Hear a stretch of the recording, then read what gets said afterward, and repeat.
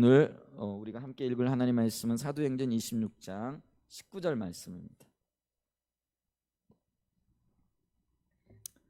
자, 우리 한 목소리로 한번 읽도록 합니다. 시작. 아그리빠 왕이여, 그러므로 하늘에서 보이신 것을 내가 거스르지 아니하고. 이 말씀 가운데 있는 말씀 중에 하늘에서 보이신 것, 요거를 제목 삼아서 오늘 좀 말씀을 나누기를 원합니다. 성경에 보면 여러 극적인 인물들을 우리가 만나게 되어지는데요.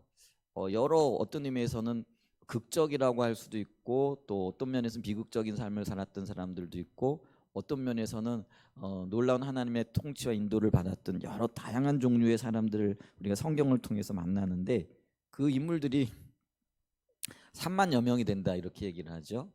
우리가 삼국지에 나오는 그 사람들의 다양성을 굉장히 놀라워하는데요. 근데 우리 성경에 보면은 훨씬 많은 사람들이 등장하게 되고 그 사람들의 삶을 보게 되어지는데, 그들 중에서도 특별한 몇 사람을 만나게 되어지는데, 오늘 우리가 읽은 이 말씀에 고백을 하고 있는 주인공이 바울이라는 분입니다. 근데 이 바울이요, 정말 그의 생애를 돌아보면은요, 열정적인 부분도 있고요, 또 어떤 면에서는 일을 향한 그런 열망도 있었던 부분이고요, 또 하나님과의 깊은 관계 가운데도 거했고, 그리고 그의 청년기와 그 청년기 이후의 삶이 확연하게 달라지는 어떤 극적인 변화를 보였던 삶을 살았던 분이라 이렇게 평가할 수 있겠죠. 근데 이제 이분이 사역을 거의 이제 마무리한다, 아니면 이제 실질적인 사역 뭐라 그럴까요? 세계 전도 여행 1, 2차를 마치고 난 다음에 예루살렘에 이렇게 왔을 때에 자신이 전했던 복음 때문에 사람들의 미움을 받게 되어지고, 또 그것 때문에 옥에 갇히게 되어지는 이제 그런 위기를 맞이하죠. 이제 그런 위기를 맞이하면서 유대 왕이었던 아그리빠 왕 앞에서 자기를 변호한다 그럴까요? 변론하는 그런 이야기 중에 한 장면이 오늘 우리 읽은 사도행전 26장 19절 말씀입니다. 그러니까 자신의 반세기를 돌아본다 그럴까요? 근데 그러면서 고백하는 고백의 내용인데, 그 고백에 그가 뭐라고 얘기를 하고 있느냐면은, 아그리빠 왕이여 들으십시오. 내가 하늘에서 보인 것을 거스르지 아니하였습니다. 이렇게 얘기하면서 자기가 살아왔던 생에 일했던 사역들, 그리고 기대하는 것들을 쭉 간증한다 그럴까요? 변론한다 그럴까요? 이 얘기를 하고 있는 것을 봅니다.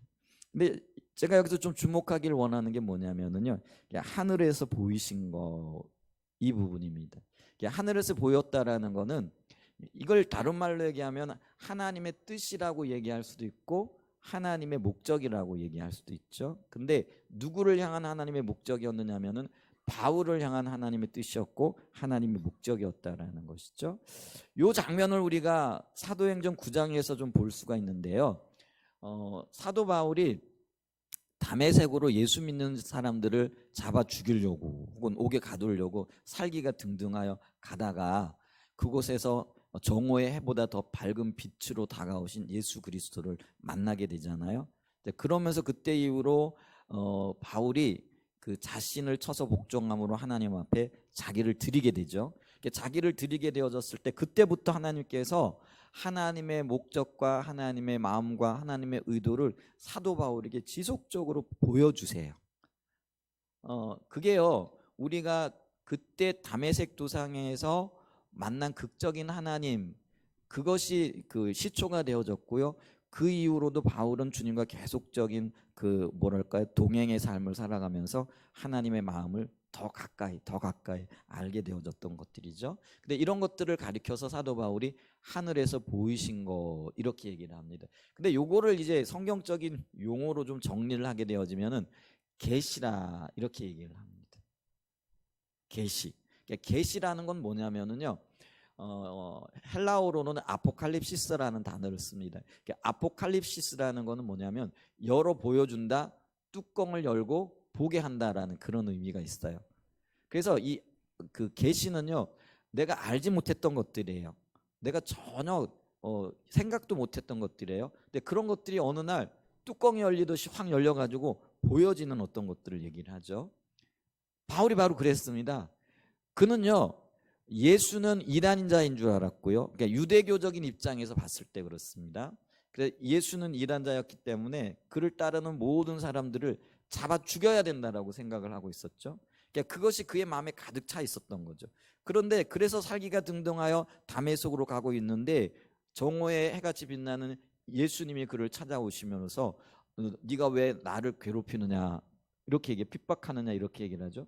근데 그것이 너무나 뜻밖이었다라는 거죠. 그래서 그것을 계기로 사도 바울이 마치 닫혀 있었던 뚜껑이 열려지면서 하나님이 진정 원하시는 것이 무엇인가가 보여지게 된 겁니다. 그게 계시의 순간이었고 사도 바울은 그거를 하늘에서 보이신 것이라고 이렇게 고백을 하고 있는 것을 이렇게 보죠.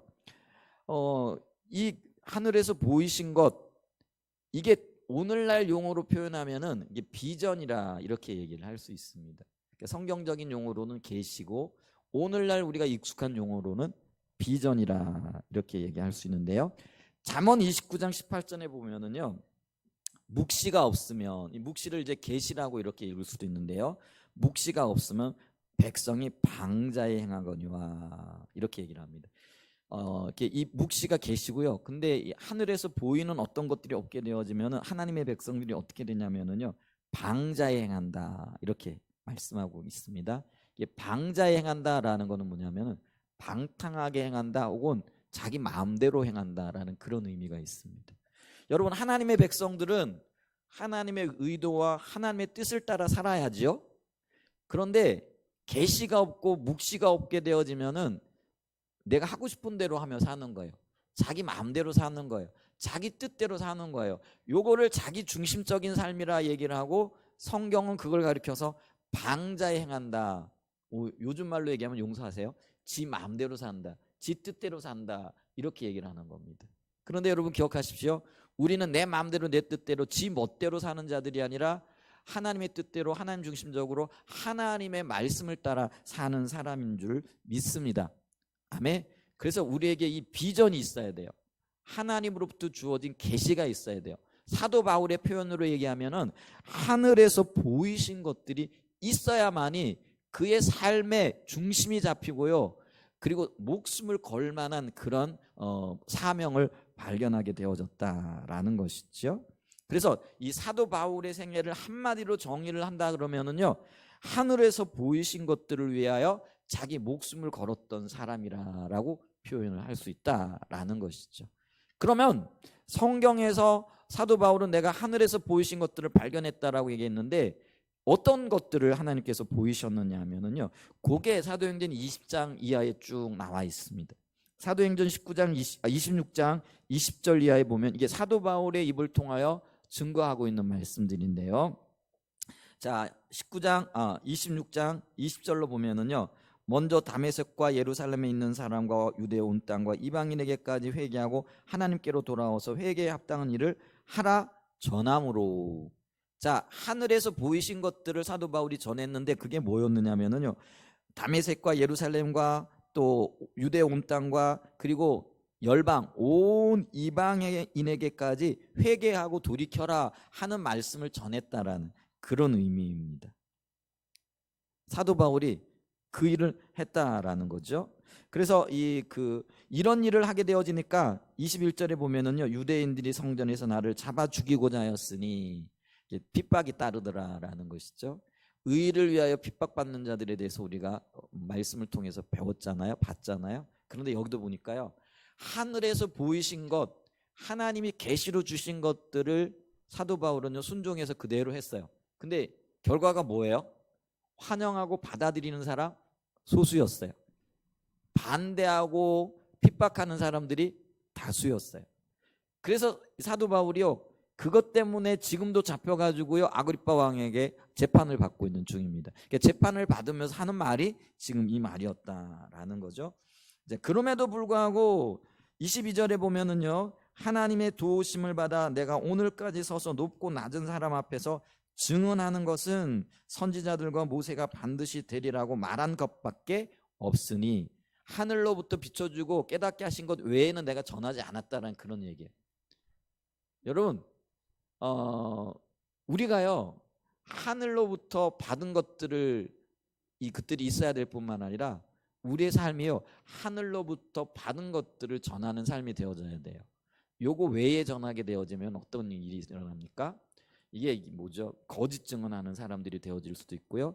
자기 욕심을 따라서 일을 부풀리거나 아니면은요 거짓된 것을 전하는 사람들이 되어질 수 있다라는 거죠. 근데 사도 바울은요, 하나님이 비추시고 깨닫게 하시고 하늘로부터 보여주신 것들만을 전했다라고 이렇게 얘기를 하죠. 그러면서 23절에 그것의 구체적인 내용이 뭐냐면 곧 그리스도가 고난을 받으실 것과 죽은 자 가운데서 먼저 다시 살아나사 이스라엘과 이방인들에게 빛을 전하시리라 함이니이다 하니라.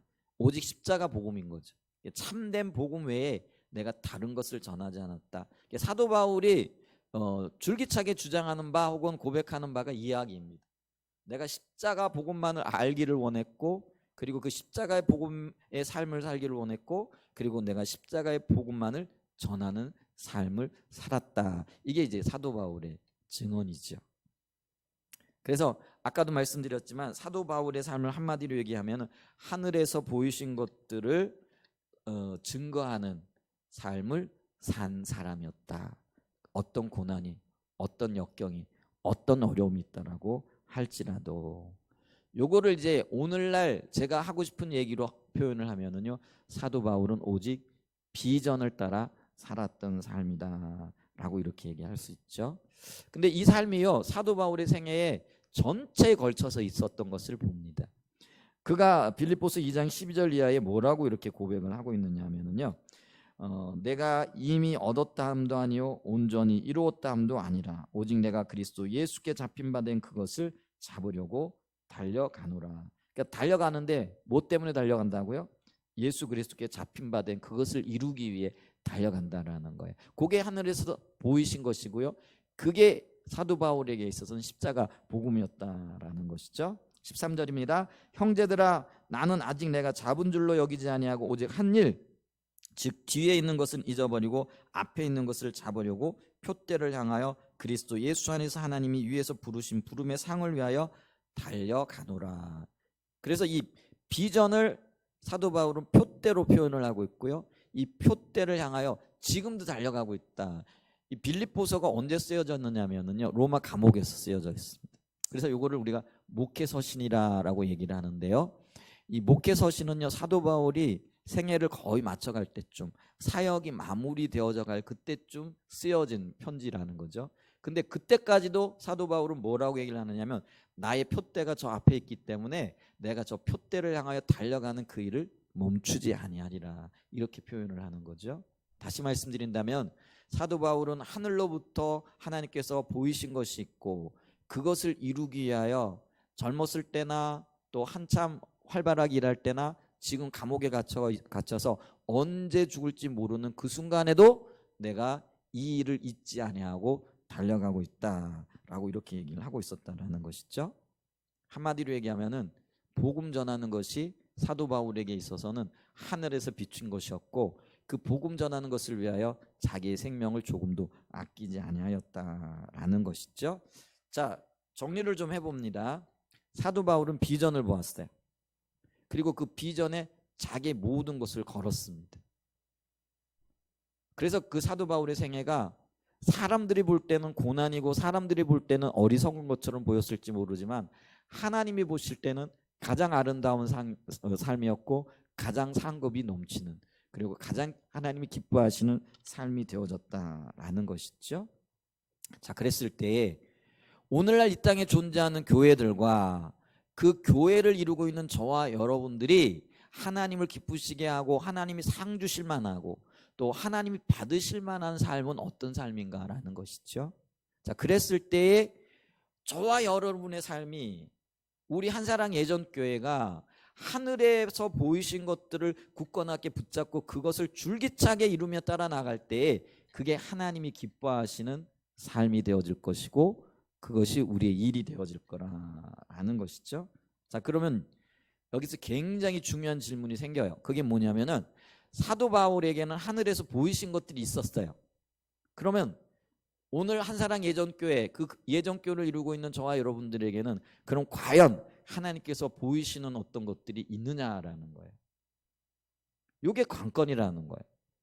요게 보여지고 요게 깨달아져야, 그게 어떤 의미에서는요 계시의 순간이라는 거예요. 그 계시라는 게 뭐라고요? 알지 못했던 것들이 뚜껑이 열려져 가지고 문득 보게 되어지는 거예요. 깨닫게 되어지는 거예요. 알게 되어지는 거예요. 젊은이들이 허랑방탕하게 살다가 삶의 목적, 이렇게 살아서는 안 되지 하는 것들이 문득 깨달아지잖아요. 그게 각성이 되어지는 때가 있어요. 그러면 그 깨달아진 것을 따라서 자기의 생을 드리고 자기의 그 열정을 드리고 그 온 삶으로 드리게 되어지면서 생애가 극적으로 바뀌어지는 역사들이 있게 되죠. 사도 바울도 그랬어요.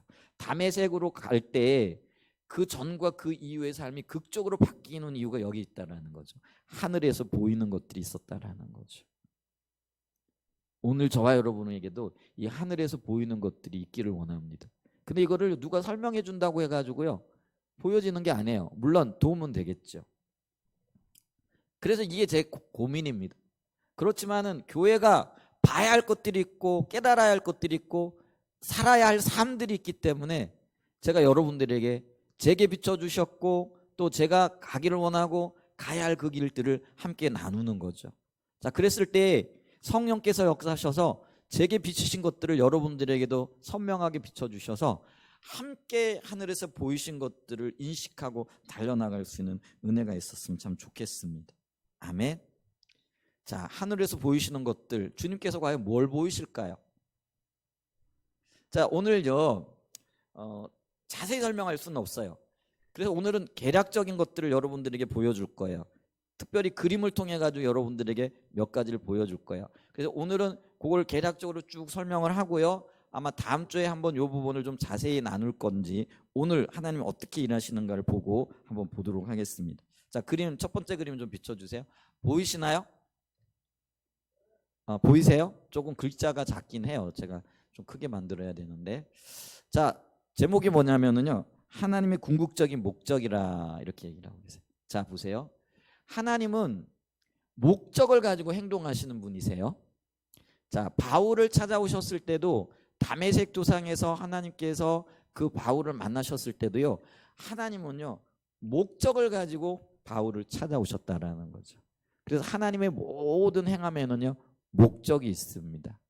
근데 그 목적을 우리가요 어떻게 발견할 수 있느냐 하면은요 성경 창세기부터 요한계시록을 쭉 보면서요 그 가운데 줄기차게 흐르고 있는 하나님의 의도가 뭔가 이걸 보면은요 우리가 알게 되어져요.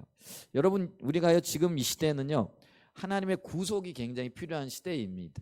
하나님께서요 그 에덴 동산에서 아담과 하와를 창조하셨을 때는요 그들이 죄가 없었어요. 그래서 하나님과 무시로 교제할 수 있는 특권들이 있었죠. 근데 창세기 3장 이후로는요 모든 인류가 아담 하와 때부터 범죄한 자들이 되어졌어요. 그래서 그때부터 하나님께서 우리 인류 가운데 행하고 계신 하나님의 일이 있어요. 근데 그걸 하나님의 궁극적인 목적이라 이렇게 얘기를 하는데 성경에서는 그걸 두 가지로 이야기를 해주고 있다라는 것이죠. 첫 번째가 뭐냐면은요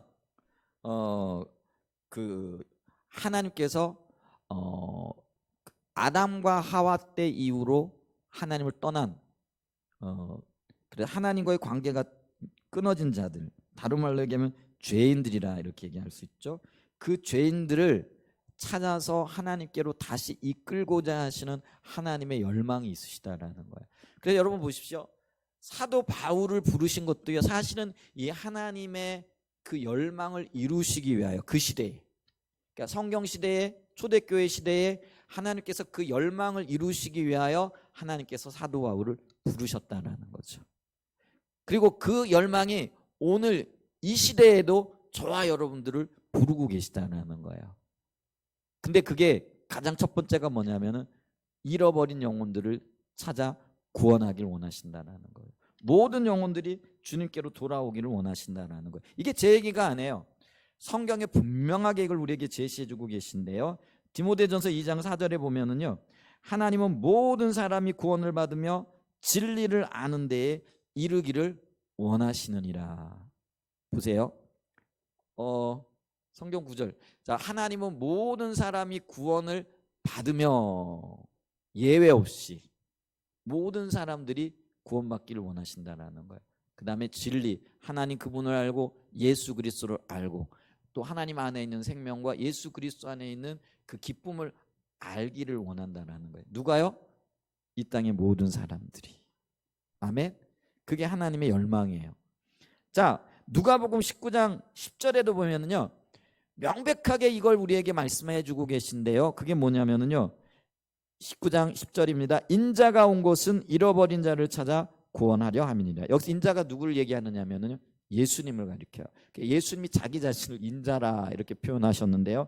그러면서 인자가 혹은 예수님이 이 땅에 오시게 되어진 목적이 뭐냐면은요, 뭐라고요? 잃어버린 자를 찾아 구원하려 함이니라. 예수님이 이 땅에 오신 가장 큰 목적을 예수님은요, 죄 가운데 있는 자들, 잃어버린 자들, 자기 길을 스스로 개척하여 살아가는데 아무런 열매도 없는 자들, 여러분 이걸 기억하셔야 됩니다. 범죄한 자들, 주님을 떠난 자들, 저와 여러분들입니다. 나타나는 삶의 특징이 뭐냐면요, 열심히 살아요. 이것도 하고 저것도 하고 또 삶의 어떤 여러 가지 다양한 형태의 일을 해요. 근데 있잖아요, 나중에 돌아보면 결산을 해보면 남는 게 아무것도 없어요. 이게 저와 여러분, 예수님을 떠난, 하나님을 떠난 인류들이 겪어야 할 슬픈 현실입니다. 근데 그걸 인식해야 되지요. 그런데 예수 그리스도께 돌아옴으로 얻게 되어질 그 풍성한 생명으로 우리를 이끌기 위하여 이 땅에 오셨다. 잃어버린 자들을 찾아 구원하기 위하여 오셨다라는 것이죠. 여러분 이걸 기억하는 것이 굉장히 중요합니다. 하나님은 지금 이 일을 이루기 위하여 이 시간에도 일하고 계시기 때문에 그렇다라는 것. 그래서 하나님의 궁극적인 목적이에요. 또 한편에는요, 동전의 양면처럼 하나님이 우리에게 원하시는 것이 있는데 그게 뭐냐면요, 이렇게 잃어버린 자들을 찾아가지고요, 단순하게 찾는 데만 그칠 것이 아니라요, 그들을 예수 그리스도의 성품을 닮은 자들로 변화시키기를 원하시는 거죠. 그걸 성경은 뭐라고 표현을 하고 있느냐면은 거룩한 신부로 단장시키기를 원하신다라는 거예요. 정결한 신부로 단장시키기를 원하신다라는 것이죠. 에베소서 4장 13절을 보면은요, 에베소서 4장 13절입니다. 우리가 다 하나님의 아들을 믿는 것과 아는 일에 하나가 되어 온전한 사람을 이루어 그리스도의 장성한 분량이 충만한 데까지 이르리니. 구원을 하는 목적이 있는데 그 구원의 목적이 뭐라는 거예요? 그리스도의 장성한, 장성하다라는 건 성장했다, 성숙했다라는 그런 의미입니다. 우리 예수님이 얼마나 인격적으로 또 지적으로 영적으로 완전하신 분이세요? 그만큼 온전한 성숙을 이루신 분이잖아요. 근데 예수님을 닮아가 예수님과 같은 레벨에 이르기를 우리 하나님이 원하고 계시다라는 것이죠. 주님이 우리를 너무 높게 평가하고 계시죠? 감사해요.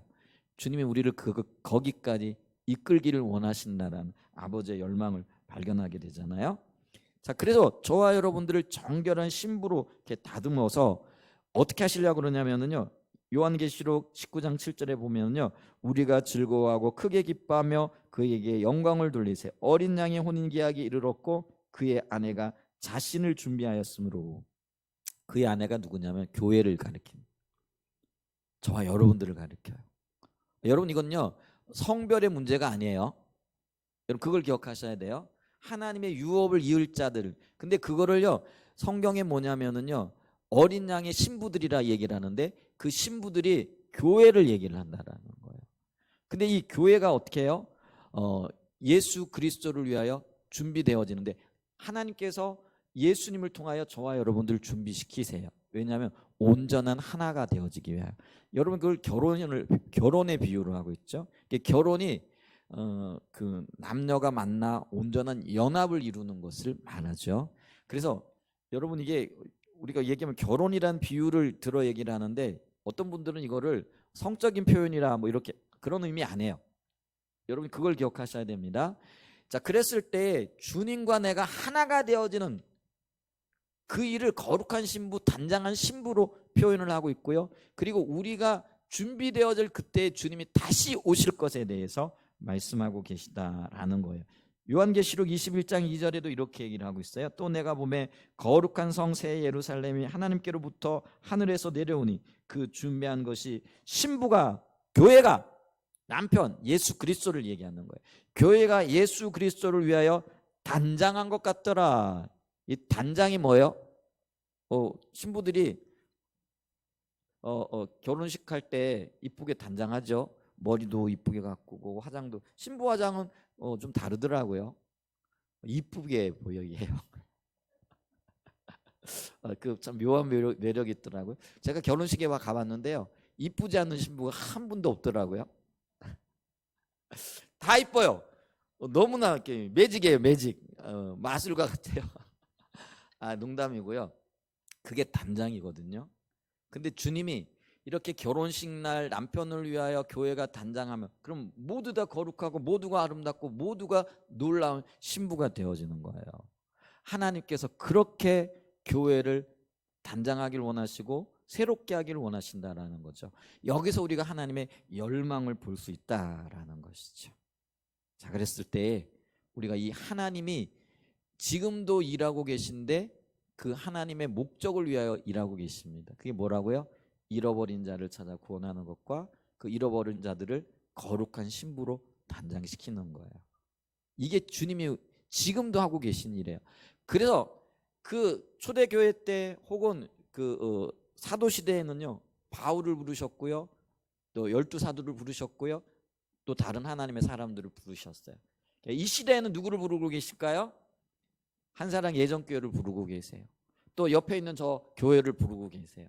그리고 각종 선교단체, 여러 하나님을 바라보는 그런 교회와 단체들과 개인을 부르셔서요, 하나님의 이 일을 이루어가기를 원하세요. 그리고 이 목적을 이루기를 원하세요. 그런데 보세요, 이 하나님의 궁극적인 목적, 이게 하늘에서 보이신 것들이고 이게 비전이에요.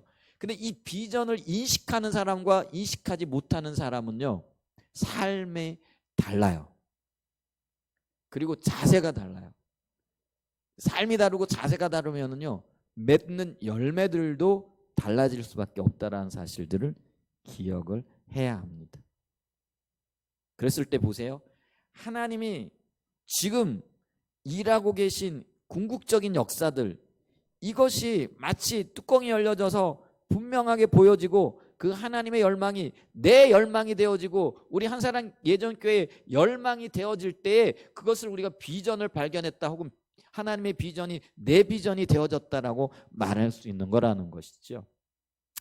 우리가 비전에 대한 아주 중대한 오류가 있는데, 그 오류가 뭐냐면요, 우리는 비전을 어떤 면에서는 할 일 이렇게 얘기를 하는데요, 근데 할 일, 이루어야 할 어떤 목적들이 내가 정해놓은 목적, 내가 해야 할 어떤 일들, 내가 하나님을 위하여, 내가 예수 그리스도를 위하여 정해놓은 어떤 목적들을 이야기한다라는 거죠. 그런 경우들이 참 많아요.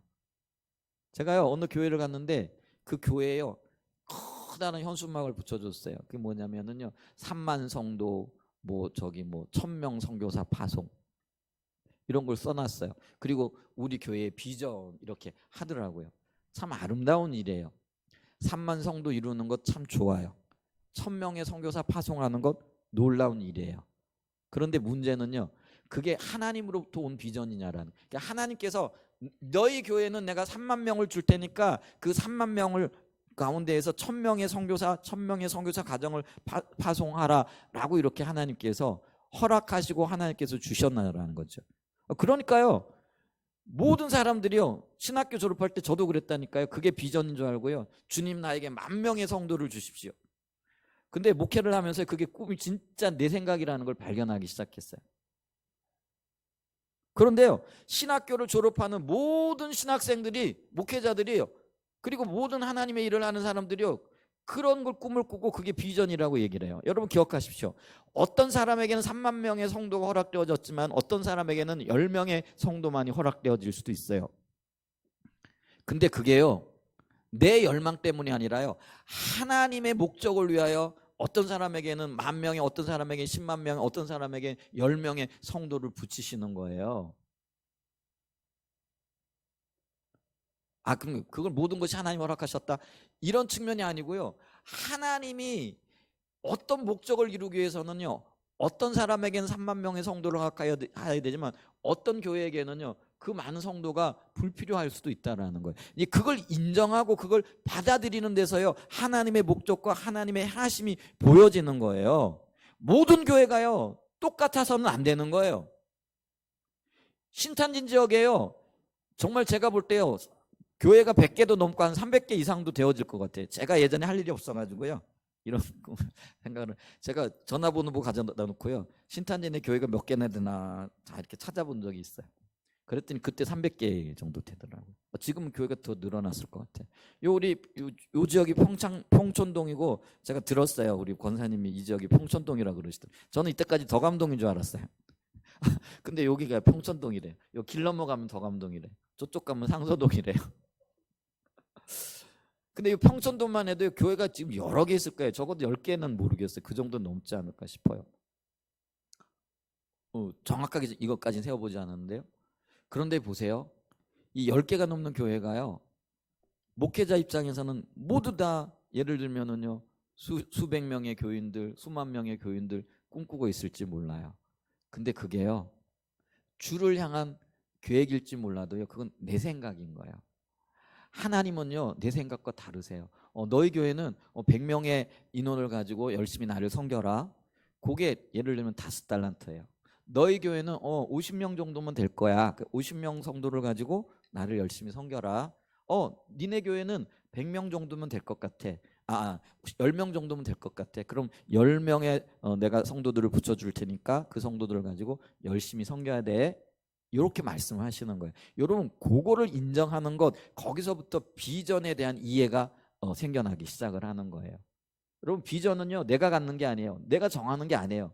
내가 주를 위하여 계획하는 게 비전이 아니라는 거예요. 사도 바울이 정확하게 얘기를 했어요. 사도 바울이 이런 이해를 가질 때는 자기 비전을 가지고요, 예수 믿는 사람들을 잡아 죽였어요. 스데반을 돌로 쳐 죽일 때 증인으로서 가담했어요. 그렇지 않습니까? 자기 생각에 뭐였어요? 예수 믿는 것들 다 하나님의 뜻을 어기는 것들이야. 그러니까 다 잡아 죽여야 돼. 그러니까 다메섹으로 갈 때도요, 자기 계획을 가지고 자기 생각을 가지고 다메섹에 있는 그리스도인들을 잡아 옥에 가둘 생각을 하고 그 공문을 받아 가지고 가고 있었다라는 거예요. 여러분, 자기 생각이죠? 자기 비전이죠? 그런데 다메섹 도상에서 하나님께서 계시 중에 그에게 하늘에서 하나님의 뜻을 보여주시는 거예요. 그리고 그것이 사도 바울에게는요, 그게 뭐냐면요, 눈이 열리는 시간이었다라는 거예요.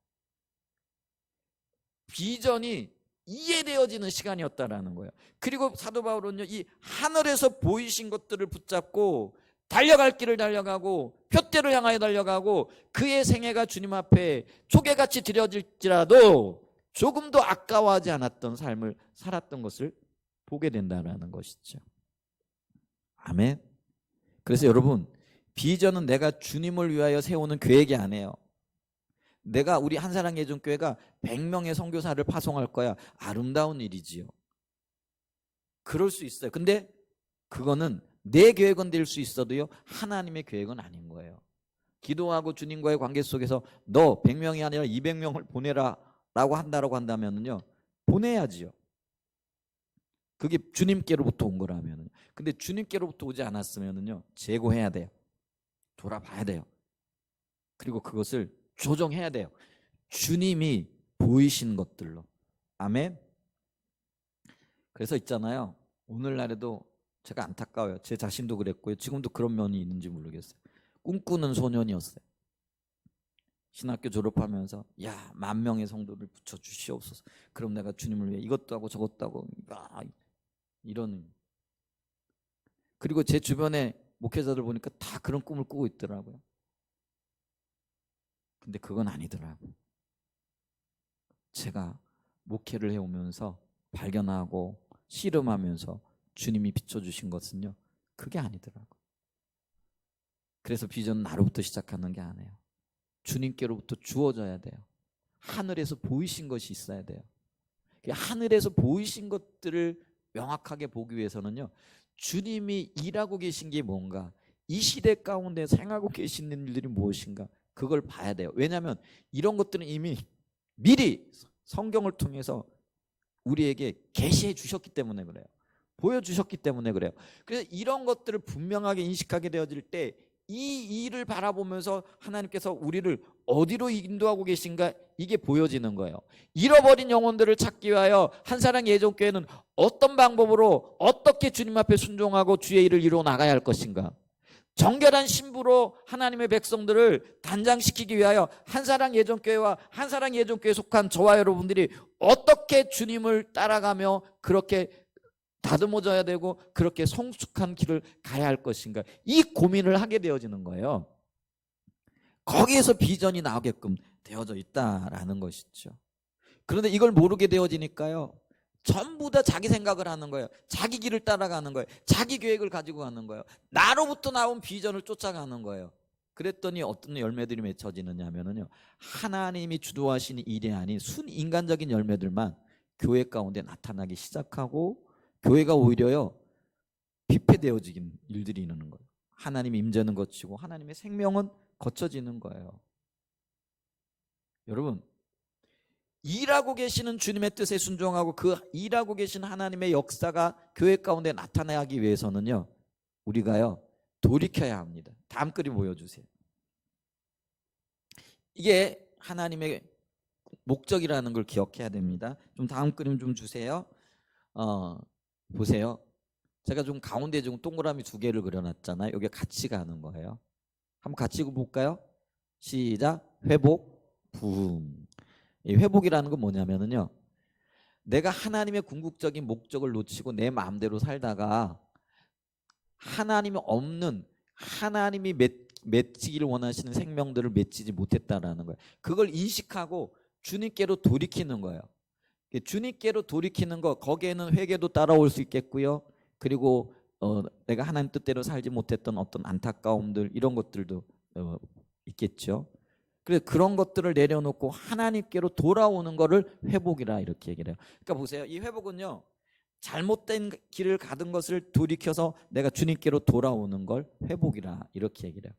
자, 여기 굉장히 중요한 게 있어요. 그게 뭐냐면, 내가 하나님께로 회복되면은요, 하나님이 우리에게 오세요. 그거를 부흥이라 얘기를 합니다. 여러분, 우리 부흥 그러면은 제일 먼저 생각나는 게 뭐예요? 교회가 부흥했습니다 그러면은 한 10명 모이던 교회가 50명 모이고 100명 모이면, 야, 우리 교회 부흥했습니다. 요게 근데요, 이 부흥은요 숫자적인 어떤 더해지는 것만을 의미하는 게 아니고요, 보다 근본적으로는 의미는 뭐냐면 하나님이 우리 가운데 함께 하시는 걸 의미해요. 자, 우리가요 하나님을 떠나 있으면 하나님도 우리를 떠나세요. 그게 성경적인 원리죠. 근데 우리가 하나님께로 돌이키면 하나님이 우리 가운데 오세요. 그게 부흥이에요. 여러분, 사람의 숫자와 상관없어요. 물론 하나님 부흥으로 임하면은 사람들이 붙여지게끔 되어져 있어요. 근데 보다 근본적인 의미에서의 부흥은요, 하나님이 우리와 함께 하시는 거예요. 여러분, 100명의 사람이 있는데 하나님과 함께 안 하면 그거 의미 없어요. 그럼 단 한 명의 사람이 있다라고 할지라도 그 한 명의 하나님이 함께 하시면은요, 그 교회는 복된 교회예요. 그 교회는 엄청난 일을 이루어갈 거예요. 그 교회는 하나님의 영광을 드러내는 교회가 되어질 겁니다. 그래서 여러분, 수적인 어떤 의미로 이 부흥을 봐서는 안 된다라는 거예요. 비록 한 명이 모인 교회지만 그 한 명 가운데 하나님이 함께하고 계신가, 하나님이 역사하고 계신가, 하나님의 임재로 뒷받침하고 계신가, 이걸 봐야 된다라는 거예요. 그러면 그 교회는요, 하나님 함께 하시는 교회, 부흥의 교회예요. 그 교회는 반드시 열매들이 나타날 거예요. 나중에 사람의 숫자들도 더해질 거예요. 근데 10,000명, 10,000명, 10만 명이 모였는데 하나님 함께 하시지 않는다? 현대 교회가 그런 위기 가운데 있잖아요. 그리고 성경에도 그런 교회가 있었어요. 어떤 교회요? 라오디게아 교회예요. 사대 교회예요. 라오디게아 교회나 사대 교회를 보면은요, 그들은요 뭐라면 명성 있는 교회들로서 칭찬받는 교회들이었어요. 그리고 뭐라고 얘기를 하느냐면, 우리는 부자라 부여해요, 부족한 것이 없는 교회라, 이렇게 얘기하는 교회들이었다라는 거죠. 그런데 주님이요, 실상은 너희가 죽은 교회라, 이렇게 얘기를 해요. 여러분, 라오디게아 교회 같은 경우는요, 그 지역이 산업이 발달해 가지고요, 그 돈이 많은 사람들이 살았어요. 그러니까 돈이 많은 사람들이 교회로 유입이 되니까 교회가 부자가 될 수밖에 없죠. 그러니까 예산이 차고 넘치는 거예요. 그러니까 얼마나 예산이 차고 넘치면 우리는 부자라 부요하며 부족한 것이 없다라고 이렇게 고백하겠어요? 우리 한사랑 예전교회에 얼마나 많은 돈이 부어지면은 제가 우리 교회는 부자예요. 부족한 것이 없어요. 그래서 아무 염려 없어요. 이런 얘기를 할까요?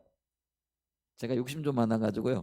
주님 아무리 부어주셔도 그런 얘기 안 할 것 같아요. 조금 더 주세요, 주님. 조금 더 필요해, 주님. 조금 더 주셔야 되겠는데 아마 이런 얘기를 하지 않을까 싶어요. 그런데요, 라오디게아 교회는요, 우리는 부자라 부요하여 부족한 것이 없다. 이렇게 얘기를 했다라는 거예요. 얼마나 부자였으면 그럴까요?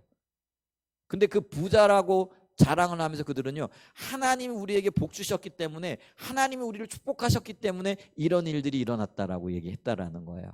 그런데 성경은 뭐라고 얘기를 합니까? 실상은 너희가 헐벗은 자라, 실상은 너희가 가난한 자라, 실상은 너희가 죽은 자라, 이렇게 얘기를 합니다. 여러분 지금요, 대한민국 땅에, 아니 세계 열방에 수많은 교회들이 있어요. 많은 사람들이 모이는 교회들이 있어요. 제가 여러분 오해 없이 들으십시오. 욕하려고 하는 게 아니에요. 그런데 그 교회들이 과연 하나님의 임재가 있고 생명이 있고 주님이 주도하시는 역사들이 있고 정말 너희 교회는 살아있어, 명성이 있어, 내가 기뻐하는 교회야, 이런 교회일까요? 그럼 작은 교회라고 해가지고 작은 교회는 그럼 하나님 생명이 있고 임재가 있고 그런가요? 아니에요. 작은 교회든 큰 교회든 우리 이거 돌아봐야 돼요. 우리 한사랑 예전교회 가운데요, 임재가 없고 하나님의 생명이 없으면은요, 우리 지금요 의미가 없어요. 교회로서의 의미가 없다라는 거예요. 그러니까 그걸 우리가 정직하게 인정하고 돌아보며 돌이켜야 됩니다. 얼마 전에 어느 분이 그러더라고요. 목사님, 우리가 예배를 드리는데 예배 가운데 임재가 안 느껴져요. 그게 한 주가 아니고 두 주가 아니고요, 지금 석주째 그렇게 지금 가고 있어요. 그렇게 얘기할 때 제가 할 말이 없어요. 왜냐하면요, 저도 그런 어떤 것들이 좀 느껴지거든요. 우리가 예배는 드린다고 모여가지고 함께 손을 들고 또 찬양을 하고 이렇게 하고 있는데, 그렇게 주님을 높이고 주님 앞에 예배 드릴 때 나타나는 현상이 뭐냐면요, 주님이 기뻐하시는 것들, 이게 주님이 뭐 눈에 보이기 때문에 드러나고 나타나고 이러진 않지만은요, 우리 마음에 느껴지는 것들이 있어요. 그 영적인 분위기라는 것들이 있잖아요. 우리는 영적인 그런 그 존재들이기 때문에요, 하나님이 여기 오셔서요 막 임재하시고 하나님의 긍휼과 은혜로 함께 하시면은요, 우리 마음에도 기쁨이 있어요. 그리고 충만한 어떤 뭐라 할까요, 은혜, 감정이 은혜는 아니지만은요, 그런 것들이 느껴지는 것들이 있더라는 거예요. 근데 주님의 임재가 거치면은요 싸늘해요. 기쁨이 없어요. 노래는 하고 있는 것 같은데 그게 예배는 아니고 찬양은 아닌 거죠. 찬양은 주님을 높이고, 주님을 높일 때 하나님의 영광 받으시는 그런 모습들이 있는 거잖아요. 근데 그게 없는 거죠. 그게 수주째 그렇게 지속이 되어졌어요. 고민됐어요. 어떻게 해야 될까? 찬양팀을 한번 불러야 되나? 아니면 우리 자신을 돌아봐야 되나? 가장 먼저는요, 제 자신을 돌아보는 거죠. 왜냐하면 그 모든 영적인 책임이 저에게 있는 거잖아요. 그래서 주님 은혜 베풀어 주세요. 예배가 회복되어지게 해주세요. 우리 예배 가운데 주님의 임재가 누려지게 해주세요. 이렇게 노심초사하는 거죠. 다행히 조금 나아지는 것 같아요. 근데 우리 예배 잘하나야 돼요. 주님이 전적으로 오셔가지고요, 정말 이 임재 가운데 주님이 함께 하시는 그 역사들이, 그 아름다움들이 있어야 된다는 거죠. 아멘. 자 보세요, 제가 다시 얘기를 합니다. 요게 부흥이에요. 자, 그럴 때 보세요. 하나님이 궁극적인 목적을 가지고 계신데 그게 두 가지예요. 근데 이 궁극적인 목적을 이루기 위해 하나님이 지금도 일하고 계세요. 근데 이 궁극적인 목적이 이루어지기 위해서는요, 우리가 주님께로 돌이켜야 돼요. 그리고 그것을 하나님이 오셔서 역사하셔야만 돼요. 요게 없으면 안 된다라는 거예요. 자, 그러면서요, 그러면 하나님의 회복과 부흥이 오기 위해서 어떻게 해야 되는가? 다음 그림 주세요. 자, 좀 안 보이죠? 글자가 굉장히 작죠? 제가 나중에 하나 이렇게 복사를 해서 드리도록 할게요. 이 하나님의 회복과 부흥이 오기 위해서는요, 우리의 삶이 철저하게 하나님 중심적인 삶이 되어져야 된다라는 거예요. 하나님 중심적인 삶이 되어졌다라는 거는요, 내 삶의 토대가 십자가의 복음이 되어져야 된다는 거예요. 자, 그래서 사도 바울은요, 이걸 뭐라고 얘기를 하느냐면은요, 고린도전서 3장 11절에 보면은요, 고린도전서 3장 11절에 보면요, 이 닦아둔 것 외에 능히 다른 터를 닦아둘 자가 없으니 이 터는 곧 예수 그리스도라. 예수 그리스도를 벗어나고 예수 그리스도를 반석 삼지 않으면은요, 우리가 회복될 수 없고요, 하나님 중심적인 삶을 살 수 없다라는 거예요. 그래서 고린도전서 1장 30절에 보면은요, 너희는 하나님으로부터 나와서 그리스도 예수 안에 있고 예수는 하나님으로부터 나와서 우리에게 지혜와 의로움과 거룩함과 구원함이 되셨으니, 예수님 안에요 의가 있고요, 예수님 안에 지혜가 있고요, 예수님 안에 거룩함이 있고요, 예수님 안에 구원이 있다라는 거예요. 그러니까 예수를 떠나서 예수를 터터 삼지 않고는요, 그 어떤 것도 이루어질 수 없다라는, 그게 십자가에 의한 삶이고 십자가 복음에 의한 삶이라는 거예요. 근데 이 십자가 복음에 의한 삶을 살기 위해서는요, 그림 다시 비춰주세요. 그 삶을 살기 위해서는요, 우리의 삶이 철저하게 성령을 의지하고요, 그리고 믿음에 의한 삶을 살아야 되고요, 은혜에 의한 삶을 살아야 되고요, 그리고요 성령의 인도를, 십자가에 의한 삶을 살아야 된다는 거죠. 그게 몇 가지가 쭉 있어요. 다시 정리할게요. 우리의 삶이 하나님께로 회복돼야 되고 하나님 부흥이 임해야 돼요. 그래야 하나님 궁극적인 목적이 이루어져요. 그러기 위해서는 우리의 삶이 오직 예수 그리스도를 터삼아서 주님만이 내 삶의 온전한 통치자요 인도자가 되시는 삶이 되어져야 돼요. 이게 십자가의 복음의 삶이라는 거예요. 근데 이 십자가의 복음을 살기 위해서는요, 내가 성령의 인도를 따라 은혜에 의한 삶과 또 믿음에 의한 삶과 말씀에 의한 삶을 살아야 된다는 거예요. 요거 하나하나가요, 여러 시간 여러분들에게 설명을 해야 될 것들이에요. 근데 요 그림만 좀 머릿속에 이렇게 두시기 바랍니다. 그러면서 또 하나 중요한 게 있는데, 그게 뭐냐면, 이렇게 내가 하나님 중심적인 삶을 산다라는 거는요, 내 안에 있는 거짓된 신앙들, 신앙에 대한 왜곡된 이해들, 내가 바른 신앙생활을 하고 있다고 하지만 실상은 하나님과는 상관없는 신앙생활을 살고 있는 것들을 버려야 해요. 그걸 거짓 신앙이라 이렇게 얘기를 해요. 요걸 버려야 내가 참다운 신앙 가운데 살아요. 내가 참다운 신앙 가운데 서야 내 삶에 회복이 있고 하나님의 부흥이 와요. 그래야만이 하나님의 목적, 하나님이 하늘에서 비춘 것들이 이루어져요. 근데 그러한 삶을 살기 위하여는요, 내 삶에 처음부터 끝까지 있어야 할 게 있는데, 그게 뭐냐면은요, 가장 밑에 그림이죠. 그리고 화살표로 이루어져 있죠. 하나님의 얼굴을 구하는 삶이 되어져야 돼요. 하나님의 얼굴을 구한다는 것은 하나님만이 내 삶의 목적이 되어지는 거예요. 하나님 외에 그 어떤 것도요, 관심이 아닌 그 자리에 서야 돼요. 아니, 목사님 어떻게 그렇게 살 수 있어요? 우리가 살려면은 먹고도 살아야 되잖아요. 인간관계도 하고 살아야 되잖아요. 직장도, 물론 그렇죠. 먹고 살아야 됩니다. 직장 생활도 해야 됩니다. 여러 가지 일들도 해야 돼요. 그러나 그것에 우선하여 우리의 삶의 가장 우선적인 목적과 초점이 뭐야 되냐면요, 예수 그리스도가 되어져야 된다라는, 주님이 되어져야 된다라는 거예요. 그러니까 삶의 질서가 그렇게 잡혀져야 돼요. 그래야만요, 이 질서 가운데 인간관계도 또 직장 생활도 그리고 또 먹고 사는 문제도 다 제자리를 잡게끔 되어진다라는 거죠. 그래서 시편 27편 4절 요 한 구절만 볼게요. 시편 27편 4절에 다윗이 이렇게 얘기해요. 내가 여호와께 바라는 한 가지 일이에요. 다윗의 기도 제목이 한 가지뿐이었겠어요? 근데 그가 한 가지 일이라고 표현하는 거는 다윗의 삶에 있어서 가장 우선적인 것이 있었다라는 그런 의미예요. 그러면서 그가 뭐라고 얘기를 하느냐면, 그것을 구하리니 곧 내가 내 평생에 여호와의 집에 살면서 여호와의 아름다움을 바라보며 그의 성전에서 사모하는 그것이라. 한마디로 얘기하면은요, 하나님만이 목적되어지는 그런 삶을 살겠다라는 그런 의미가 되어진다라는 것이죠. 자, 여러분 보세요. 내가 주님의 얼굴을 구할 때요, 영적인 분별력도 부어지고 하나님의 기준도 보여지고 순종의 삶도 가능하고요, 하나님을 경험하는 삶도 가능하게 되어지는 거예요. 그렇게 되어질 때 내 삶이 하나님 중심적인 삶이 되어져요.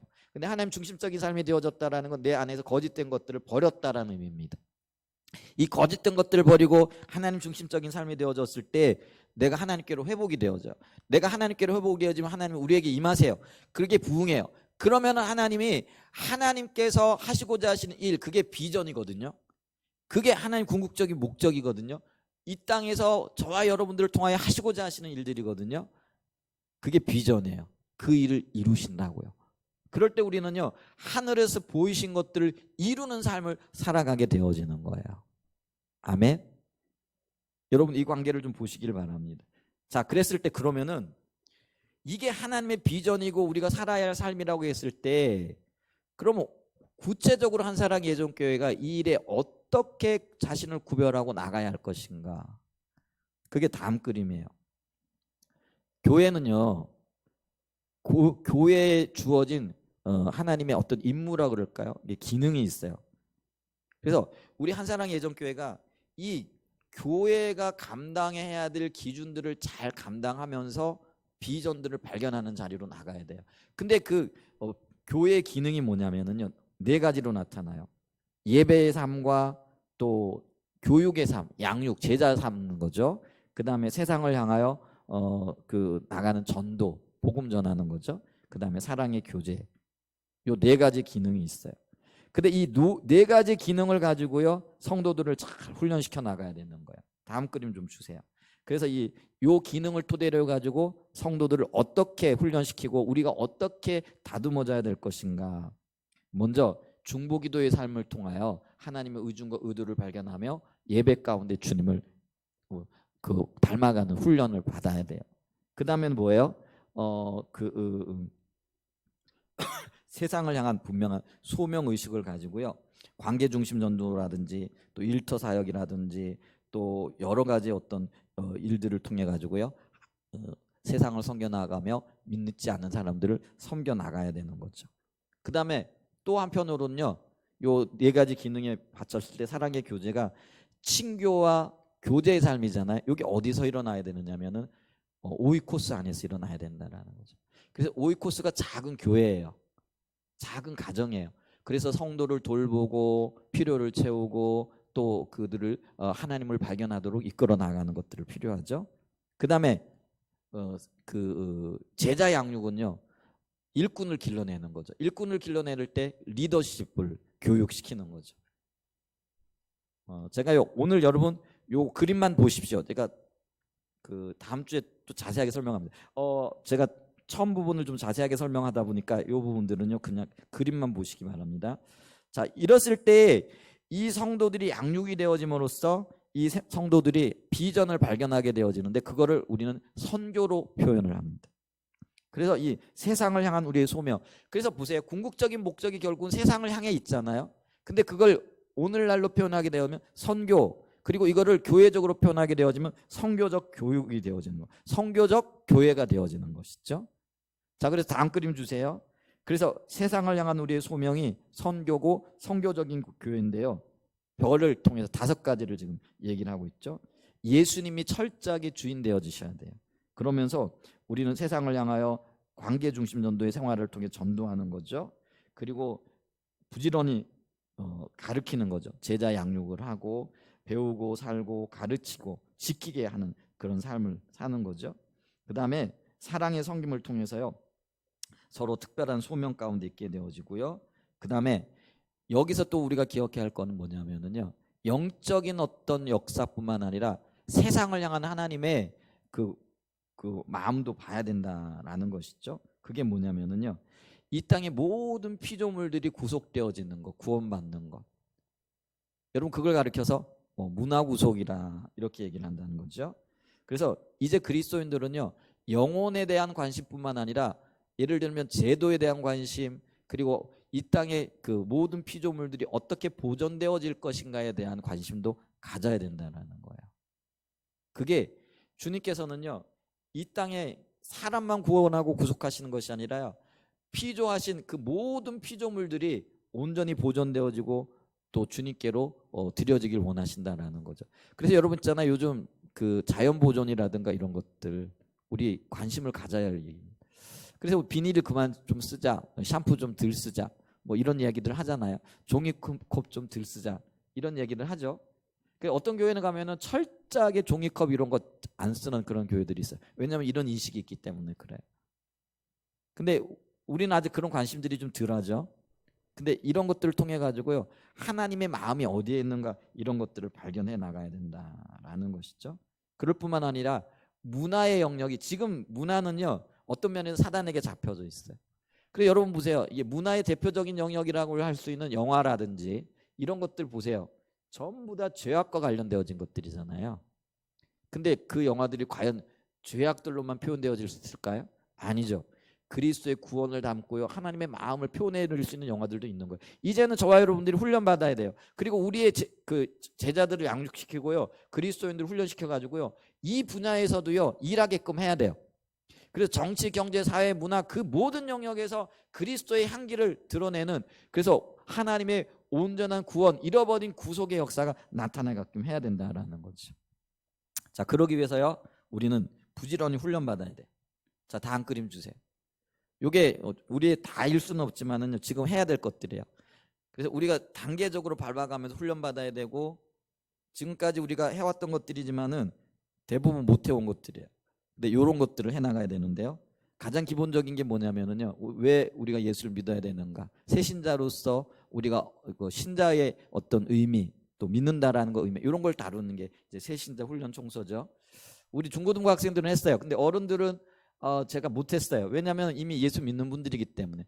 근데 제가 요번에 성경 공부를 하면서 요 부분부터 다시 해야 되겠다라는 그 생각을 하고 있어요. 가장 기본적인 거예요. 그리고 난 다음에 우리의 위대한 구원, 우리의 구원이 가지는 의미가 뭔가, 또 기본 훈련에서 십자가의 복음, 예복, 회복, 하나님을 경험하는 삶, 큐티, 하나님의 인도, 중보기도, 관계중심 전도, 일터 사역, 교회를 향한 하나님의 비전, 그 다음에 이런 것들을 토대로 해가지고 우리가 이제는 사역으로 나갈 수 있도록 리더를 훈련시켜야 되는 거죠. 그래서 영적인 리더십이라든가 성령의 사역이라든가 또 평신도 사역, 신학계로 신학적인 부분에까지도 다룰 수 있어야 되는 거예요. 여러분, 교회가 건강한 교회가 되기 위해서는 이 다양한 것들을 다 소화해내야 돼요. 근데 제가 한계를 느끼겠더라고요. 적은 교회에서 이런 것들을 이루어낸다는 것이 정말 쉽지 않아요.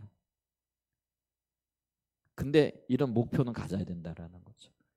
그래서 여러분, 제가 이걸 보여주는 이유가 뭐냐면, 우리 교회가 뭘 지향하고 있고 어떻게 하면 이거를 이룰 수 있을 것인가, 이걸 이루기 위해서 우리가 뭘 하고 나가야 될 것인가, 이걸 지금 보여준 거예요. 여러분, 그게 보이세요? 보이세요? 보였으면 오늘 설교가 성공한 거고요, 안 보였으면 다음 주에 다시 해야 돼요. 왜냐하면 이게 분명해야만이 우리 교회가 지금 어디에 서 있고 어디로 가고 어떻게 갈 것인가, 이 부분을 얘기하는 거예요. 그게 비전과 관련되어진 거예요. 제 아내가 그러더라고요. 아니, 이것부터 빨리 해야 되지. 근데 제가 이걸 할 수가 없었어요. 왜냐하면 우리의 마음의 자세와 태도가 먼저 다루어져야 되기 때문에. 그래서 팔복의 문제를 다루고 지금 이 부분을 다루는 거예요. 그러면서 지금 제가 요거를 제시를 했어요. 저와 여러분들에게 이게 공유되어져야 돼요. 그리고 함께 추구되어져야 돼요. 그리고 함께 이 길을 걸어가야 돼요. 그리고 걸어가는 과정들이 여기 지금 담겨져 있어요. 여러분, 이 오늘 말씀이 굉장히 중요한 말씀입니다. 그래서 여러분, 우리 유튜브에 지금 설교가 올라가고 있거든요. 제가 좀 시간이 지났는데도 지금 연결되기 때문에 유튜브 설교 올라가고 있거든요. 그래서 여러분, 이 그림들을요